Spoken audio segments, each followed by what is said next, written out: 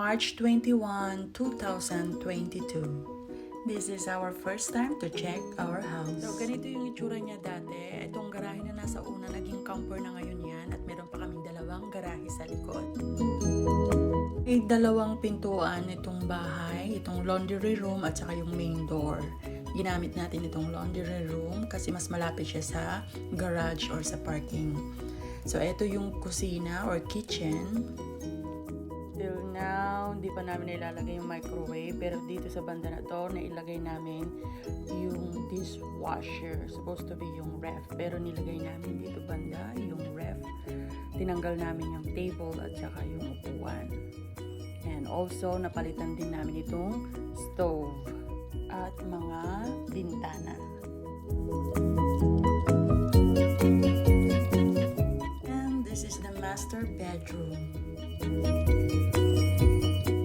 Merong dalawang windows and dalawang closet.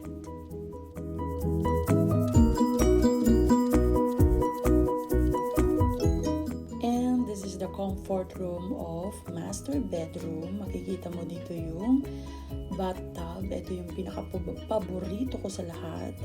Color gray. And of course, the mirror. At may sariling window ang CR. And this is the shower room.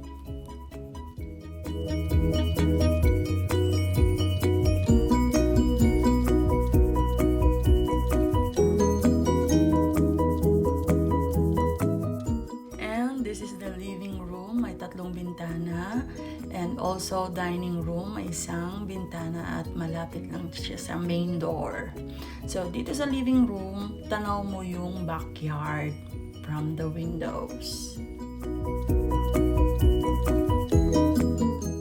And dito banda, mayroong isang comfort room at dalawang bedroom. At ito yung furnace. Beside nito, andito yung comfort room. Ito yung una naming project. Nilagyan namin ng wood laminate flooring at tinanggal namin yung mirror, pinalitan namin yung toilet bowl and sink.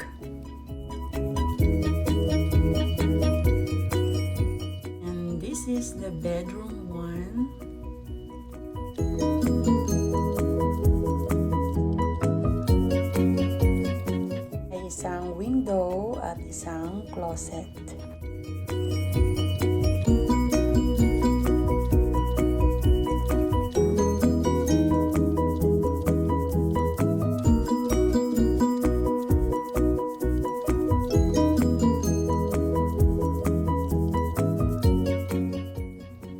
This is the bedroom 2. Mayroon ding isang window and closet.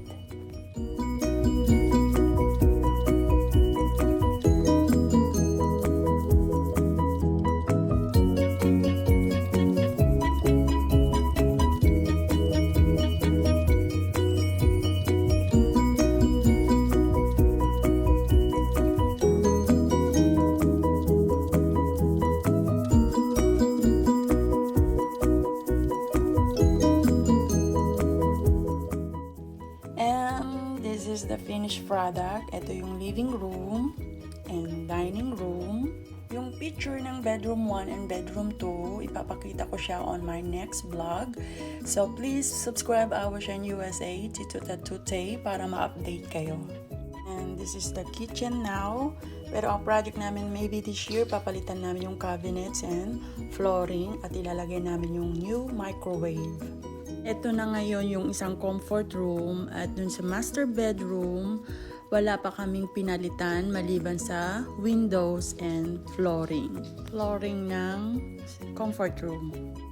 And we are planning this year to renovate the kitchen, master bedroom, and laundry room.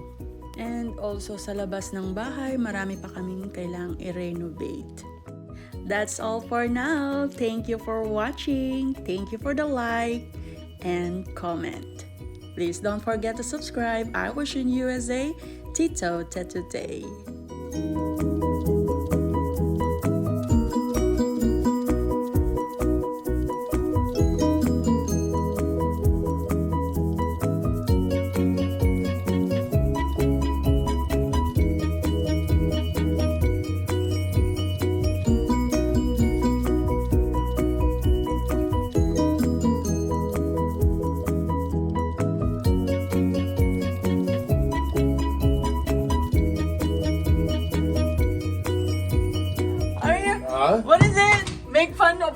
where my face is at. So? We forgot? Why? It's not fit? What happens if I'm like this? Huh?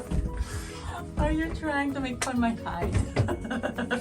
Don't- Is it hard? Is it hard to look your face there? Look, this. I perfectly.